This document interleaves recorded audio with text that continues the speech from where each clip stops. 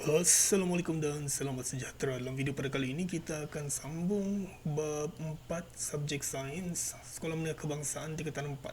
Jadi bagi anda seperti biasa, bagi anda yang mempunyai buku teks sains, bolehlah buka muka surat 100 pula 51. Muka surat 51 bab 4 teknologi hijau dalam melestarikan alam. Okay, jadi di muka surat 100 lagi 51 itu ada rencana sains berkenaan dengan era kenderaan hijau, di mana kenderaan hijau ini adalah merujuk kepada kenderaan yang tidak mencemarkan alam, bersifat mesra alam dengan tidak mengeluarkan karbon, tidak melepaskan karbon ke atmosfera, ke udara, tidak berasap lah. Dalam arti kata lain, dalam arti kata mudahnya, kenderaan yang tidak menggunakan bahan api fosil fuel seperti petroleum, gas asli dan sebagainya. Jadi kenderaan hijau ini lazimnya adalah kenderaan yang menggunakan tenaga elektrik, menggunakan bateri dan menggunakan tenaga cahaya matahari melalui teknologi solar. Okay? Teknologi solar. Kereta solar menggunakan tenaga cahaya daripada matahari untuk menggerakkan motor kenderaan itu. Jadi cukup untuk muka surat 51, kita terus masuk ke subtopik 4.1. Kelestarian alam sekitar. Itu tadi teknologi hijau itu adalah contoh, kendaraan hijau itu adalah contoh teknologi hijau, pengenalan kepada apa yang kita akan pelajari dalam bab ini. Jadi subtopik 4.1 kelestarian alam sekitar. Kelestarian alam sekitar itu adalah berkenaan dengan kesedaran tentang kepentingan menjaga alam sekitar dan mengapa kita perlu mengamalkan ataupun membangunkan teknologi hijau ini untuk masa depan yang lebih baik bagi planet bumi seluruhnya.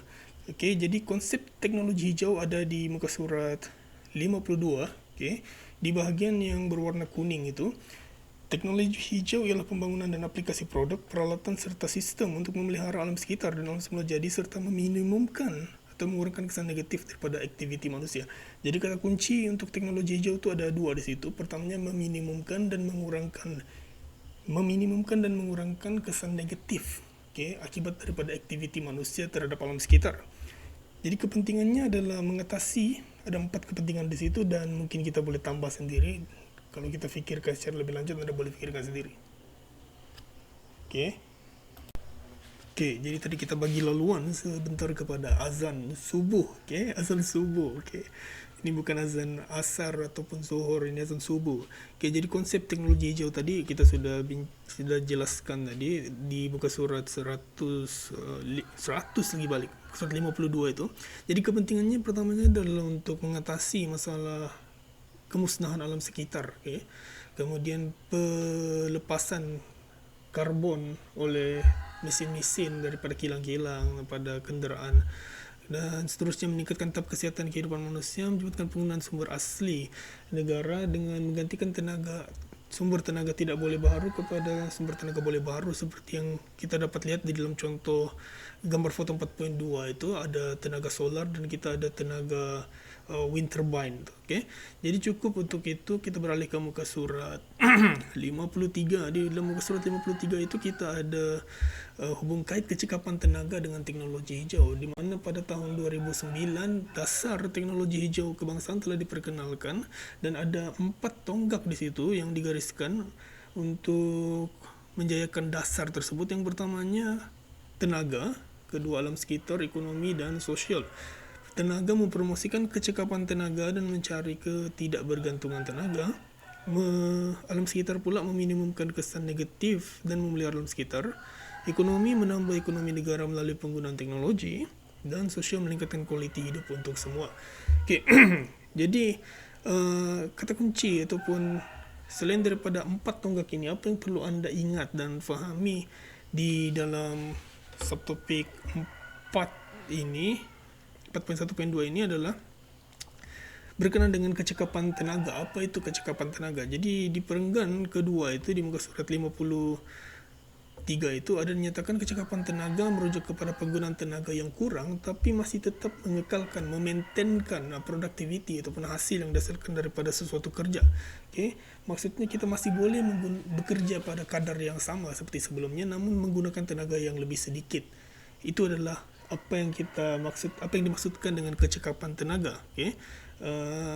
Apabila kecekapan tenaga diutamakan dalam sebuah negara, ini adalah rasional, signifikan. Kenapa kita perlu menggunakan teknologi machinery yang ada kecakapan simbol atau logo, label kecakapan tenaga itu. Okay? Yang kita dapat lihat di muka surat 53 itu yang ada 5 bintang atau 5 star, energy efficient, cakap tenaga. Okay? Dia punya rasional ada 3. Penjimatan sumber tenaga dapat dipertingkatkan, ekonomi negara juga semakin kukuh, kita juga dapat mengurangkan pembaziran, berjimat cermat lah. Dan akhir sekali sisa buangan dapat ditukarkan kepada satu bentuk produk yang lebih yang boleh digitar semula, yang dapat digunakan semula, contohnya seperti baja kompos dan yang bersih dan selamat. Sisa buangan ni kita juga boleh gunakan metal, tin, kita boleh gitar semula, surat khabar kita boleh gitar semula,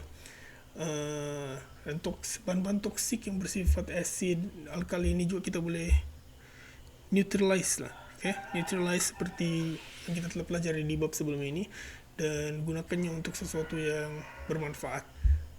Ya, jadi Malaysia sangat menyokong diberikan komitmen. Label kecakapan ini adalah sesuatu yang tidak begitu signifikan lah untuk pengetahuan anda, cuma sekadar untuk bacaan. Namun di situ di bahagian di sebelah kanan itu, di bahagian indeks, di bahagian negaraku itu adalah satu info yang menarik untuk anda ketahui lah. Indeks bangunan hijau GBI adalah sistem penarafan yang diberikan kepada bangunan yang mempunyai ciri-ciri mesra alam. Jadi antara contoh bangunan yang mesra alam di Malaysia ini adalah Masjid Raja Haji Fisabilillah di Cyberjaya, di mana masjid tersebut adalah bangunan yang pertama di Malaysia yang telah menerima pengiktirafan tersebut. Jadi cukup di muka surat 53, kita terus beralih ke muka surat 54 dan 55. Jadi muka surat 54 dan 55 ini adalah sebenarnya intipati utama ataupun konten utama yang perlu anda fahami dalam subtopik 4.1 ini. Okay.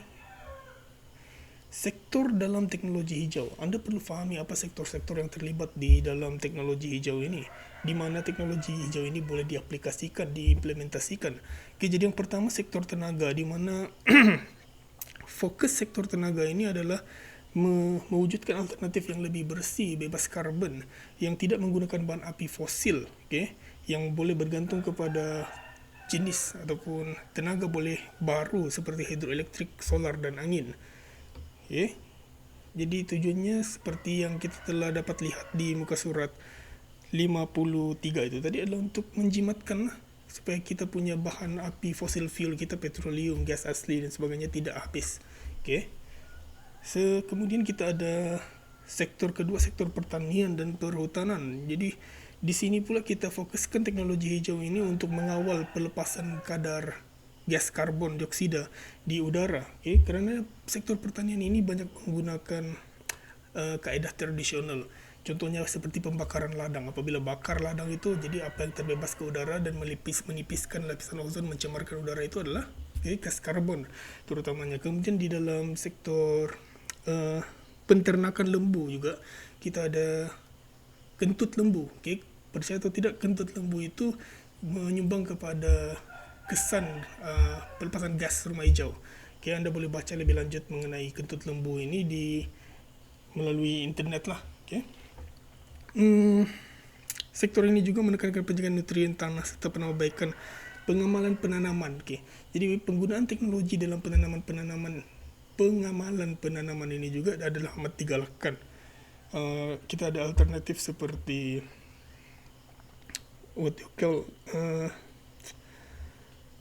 air. Okay? Air ini adalah salah satu sumber air bersih. Ya?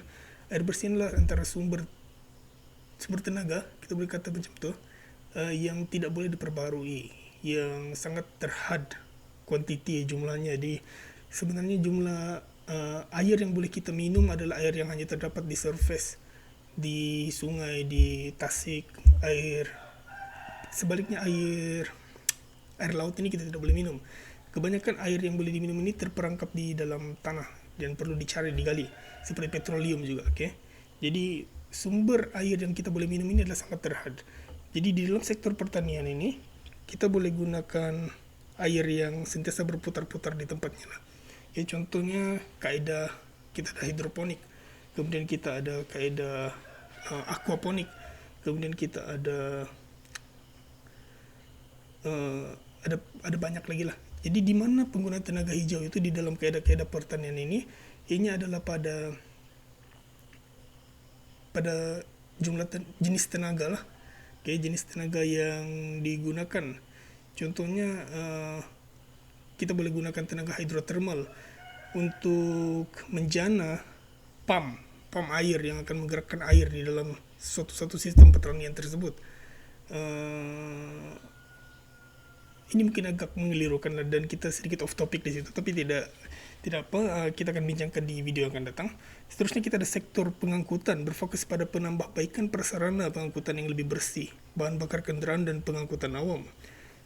Sektor pengurusan sisa dan air sisa, ini apa yang kita bincangkan di dalam pertanian tadi, memfokuskan usaha untuk meminimumkan pembuangan sisa dan air sisa ke persekitaran dengan cara mengolah sisa atau air sisa menjadi sesuatu yang baru seperti baja kompos.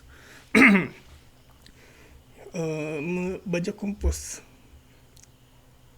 antara pencemaran yang sering berlaku berkait dengan air ini adalah pencemaran nutrien. Okay? Pencemaran baja. Apabila baja itu terlalu banyak run off, dia masuk ke dalam sumber air tawar seperti sungai dan tasik, dan ini akan seterusnya meningkatkan pH ataupun mengurangkan pH air tersebut, menjadikan air tersebut tidak selamat untuk diminum oleh mana-mana organisme, tidak selamat untuk didiami oleh mana-mana ikan ataupun hidupan laut, hidupan air. Okay? Jadi seperti yang saya katakan tadi berkait dengan pertanian itu tadi, air itu adalah satu sumber yang sangat terhad seperti petroleum juga.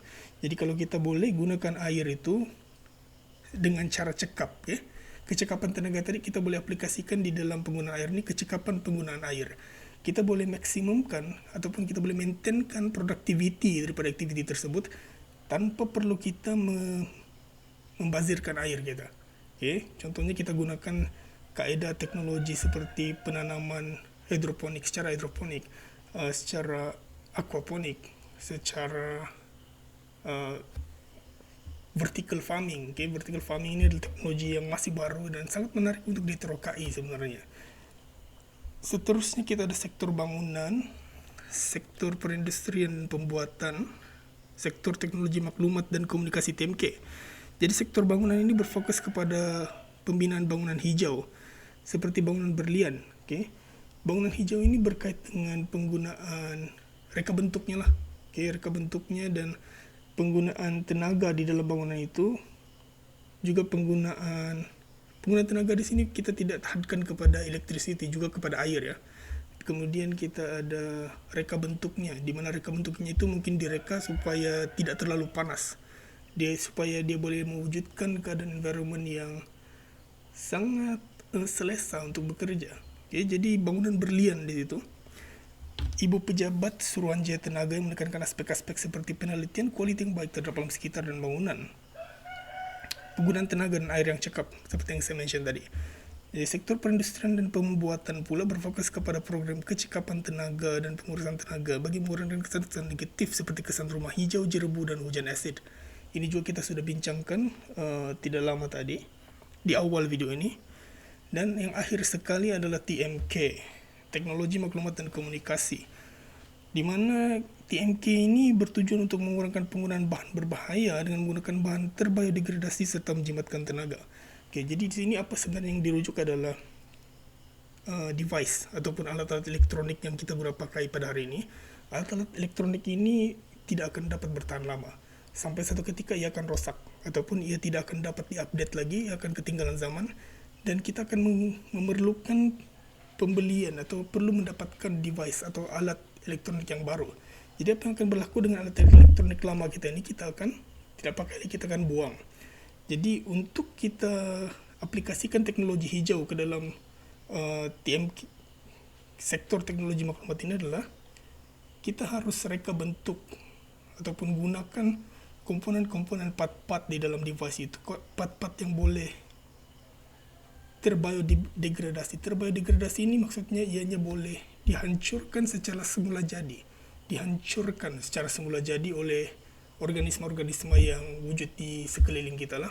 Maksudnya sekiranya kita buang saja begitu pun di atas tanah, dia tidak akan seperti plastik. Dia tidak akan menjadi seperti plastik, di mana plastik itu akan mengambil masa bertahun-tahun lamanya, beratus tahun untuk dia terhancur dan diserap oleh bumi, oke, dimakan oleh organisme lain, bertukar menjadi pasir, menjadi nutrien untuk organisme-organisme lain, oke.